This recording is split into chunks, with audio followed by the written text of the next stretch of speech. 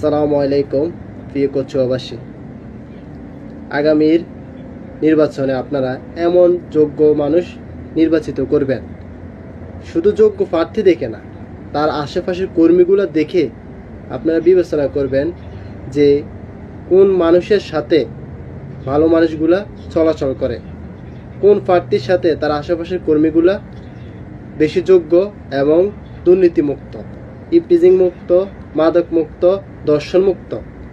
আপনারা যদি মনে করেন যে প্রার্থী থেকে ভোট দিবেন, তাইলে মনে করেন যে যখন এই প্রার্থীটা বিজয় হলো, বিজয়ের পরবর্তীতে আপনারা কোনো একটা প্রবলেম পড়লে সরাসরি আপনারা ওই এমপির সাথে যোগাযোগ করতে পারবেন না। আপনারা আপনাদের সমস্যার সমাধান সরাসরি এমপি সাহেবের কাছে গিয়ে সমাধান করতে পারবেন না।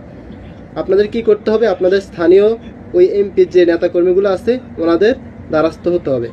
তো ওই কর্মীগুলো যদি সৎ এবং আদর্শবান না হয়, তাহলে অবশ্যই আপনি প্রতারিত হবেন। আপনি এই এমপি দেখে ভোট দিচ্ছেন, তার দ্বারা আপনি কোনো উপকৃত হবেন না।